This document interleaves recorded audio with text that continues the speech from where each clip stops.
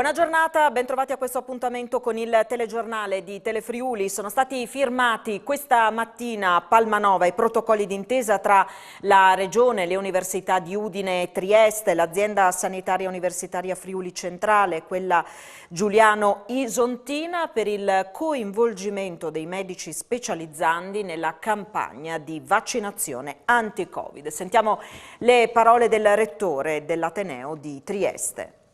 Questo è un accordo importante che permetterà di utilizzare la disponibilità dei nostri specializzandi come quelli dell'Università di Udine per dare un impulso importante alle vaccinazioni per la nostra popolazione. Iscritti da noi sono circa 600, già ben più di metà hanno dato una disponibilità. È ovvio che questa attività dovrà essere compatibile e coerente col percorso formativo degli specializzandi, ma contiamo che il numero sia significativo e sufficiente che ci permetterà di uscire in tempi, speriamo, brevi da questa pandemia.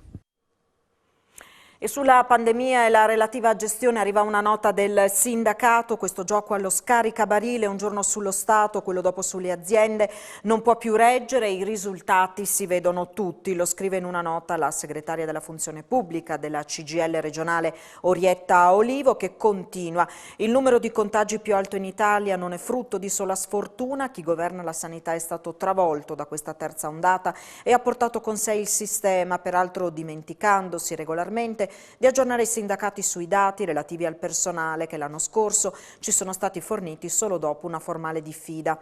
Oggetto della critica della segretaria regionale è lo straordinario nell'ambito della sanità, che non riguarda soltanto il mancato o tardivo pagamento, ma anche l'eccessivo ricorso che se ne fa. Nel 2020, dichiara Olivo, il sistema sanitario regionale ha viaggiato a un ritmo di 1 milione di ore all'anno di straordinario tra il personale del comparto. È una situazione insostenibile.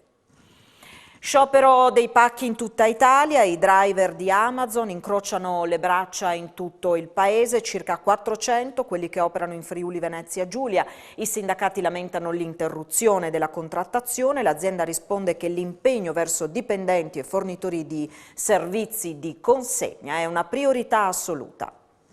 Primo stop in Italia per Amazon, con lo sciopero di 24 ore degli addetti degli hub e di quelli alle consegne, i cosiddetti driver.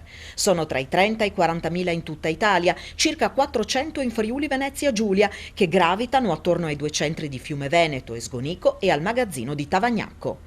I dipendenti dalle 7 di questa mattina hanno incrociato le braccia davanti ai cancelli degli stabilimenti del colosso del commercio elettronico, chiedendo la solidarietà dei consumatori, invitandolo ad evitare acquisti per l'intera giornata. Lo sciopero è indetto da Filt CGIL, Fit CISL e Will Trasporti perché, hanno spiegato ai sindacati, la piattaforma per la contrattazione di secondo livello della filiera Amazon si è interrotta bruscamente a causa dell'indisponibilità dell'associazione datoriale ad affrontare positivamente le tematiche poste dal sindacato. Tra queste la verifica dei carichi e dei ritmi di lavoro effettivi, la contrattazione dei turni, un corretto inquadramento, clausole sociali per il mantenimento del lavoro in caso di cambio del fornitore, indennità per il rischio Covid e stabilizzazione per i precari. Sullo sciopero interviene anche la country manager di Amazon.it, Mariangela Marseglia.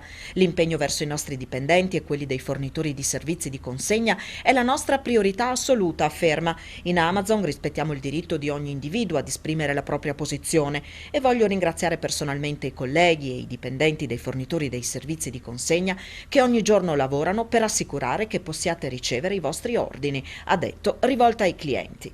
I fatti sono, afferma Marseglia in sintesi, che noi mettiamo al primo posto i nostri dipendenti e quelli dei fornitori terzi, offrendo loro un ambiente di lavoro sicuro, moderno e inclusivo, con salari competitivi tra i più alti del settore, benefit e ottime opportunità di crescita professionale. Usiamo le più avanzate tecnologie e le mettiamo al servizio dei nostri lavoratori e fornitori, conclude, per migliorare la sicurezza sul lavoro e semplificarlo. La cronaca con un gioielliere evasore, un'operazione della Guardia di Finanza nei confronti di un'impresa di San Michele al Tagliamento.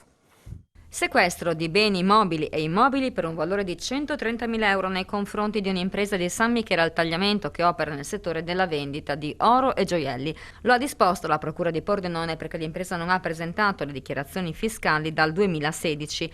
A eseguire l'ordinanza è stata la Guardia di Finanza di Portogruaro, che ha eseguito una verifica fiscale vagliando la documentazione extracontabile rinvenuta all'interno dell'esercizio commerciale per ricostruire il volume d'affari non dichiarato al fisco. È stata quantificata una omessa dichiarazione di ricavi per circa 3 milioni di euro e l'evasione dell'IVA per altri 300.000 euro. Il rappresentante legale della società è stato denunciato. Il Tribunale di Pordenone ha emesso di seguito un decreto di sequestro preventivo per equivalente fino a 130.000 euro, eseguito dai finanzieri di Portogruaro. Tra i beni sequestrati, 4 conti correnti, un'abitazione in provincia di Udine, 4 veicoli da lavoro. Bloccata anche l'erogazione del contributo a fondo perduto legato all'emergenza Covid richiesto dal responsabile della società. 7 operai che lavorano nei cantieri navali di Monfalcone sono stati sanzionati dai carabinieri della stazione di Fiumicello Villa Vicentina ieri sera per mancato rispetto delle norme Covid.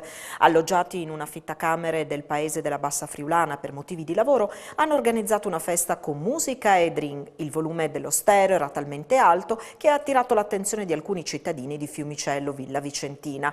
È scattata una telefonata al 112. Giunti sul posto, i militari dell'Arma hanno accertato la presenza dei 7 cantierini, assembrati, senza distanze di sicurezza e senza mascherina. Sono stati tutti sanzionati, nessuna conseguenza per il titolare, nei confronti del quale non è stata ravvisata alcuna responsabilità. È scomparsa all'età di 93 anni Cosetta Dallarmi Dominutti, figlia e sorella di eroi di guerra, simbolo per l'associazione partigiani Osoppo di una storia familiare unica, figlia del colonnello Rinaldo Dallarmi, comandante del battaglione Gemona sul Don, dove morì il 30 dicembre 1942 e al quale furono conferite 3 medaglie d'argento al valor militare. In Russia combatté anche il primo figlio di Rinaldo, Gino, tenente dell'artiglieria alpina. Padre e figlio vennero feriti nel corso della stessa azione, furono trasportati all'ospedale da campo dove il padre morì. Sia Gino che suo fratello Emilio fecero parte della brigata Osoppo, così come fu un osovano il marito di Cosetta, Aldo Dominutti, che fece parte della 3ª divisione Osoppo con il nome di Battaglia di Rinaldo. Con una breve cerimonia al monumento dei caduti davanti al Tribunale, Pordenone ha rivolto un pensiero alle vittime innocenti della mafia. All'indomani della giornata loro dedicata sono state ricordate anche le vittime del Covid.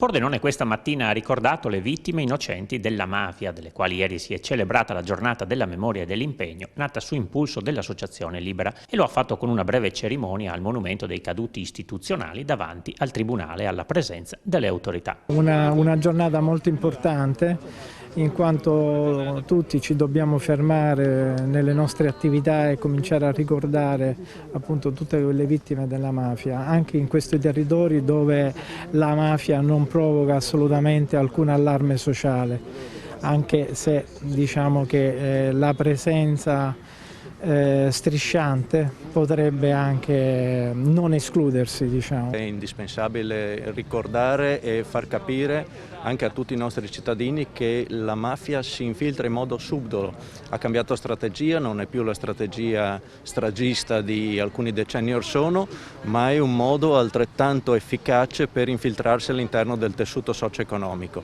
Ecco, noi questo lo dobbiamo combattere in ogni caso perché la natura della mafia non è cambiata. Per cui non è il fatto che essendo attività economiche sono attività che in qualche modo possano trovare una accettazione, ma è proprio il male che sta all'interno del sistema mafioso che ha cambiato solo modo di esprimersi e quindi dobbiamo mantenere alta l'attenzione. Un pensiero è stato rivolto anche alle vittime del Covid che hanno superato quota 100.000 in Italia. Per la giornata mondiale dell'acqua il Consorzio del Prosciutto di San Daniele rinnova il proprio impegno per la tutela del fiume Tagliamento. Il Consorzio del Prosciutto di San Daniele scende in campo per la tutela ambientale del fiume Tagliamento, che contribuisce al gusto inimitabile del salume DOP. In occasione della Giornata Mondiale dell'Acqua 2021, il Consorzio evidenzia come il Tagliamento sia considerato uno degli ultimi corsi d'acqua europei a conservare le condizioni idrologiche naturali e la morfologia originaria a canali intrecciati, che cambia a seconda delle condizioni meteorologiche e del volume d'acqua trasportato. Un fiume che scorre per 170 km attraversando il Friuli Venezia Giulia dal passo della Mauria fino al mare Adriatico e costeggiando la città di San Daniele, che crea condizioni ambientali uniche, conferendo unicità al peculiare microclima delle colline di San Daniele e dunque contribuendo al gusto inimitabile del San Daniele DOP. Il Consorzio ricorda che si sta discutendo della possibilità di candidare il Tagliamento a patrimonio mondiale dell'UNESCO ed evidenzia anche le attività attuate dallo stesso sodalizio nell'ambito del controllo dello spreco e della tutela delle acque, in particolare per quanto riguarda il miglioramento dei reflui. Vengono trattati circa 300.000 metri cubi l'anno e grazie alla tecnologia impiegata è possibile monitorare costantemente la qualità dell'acqua e l'impatto sull'ambiente.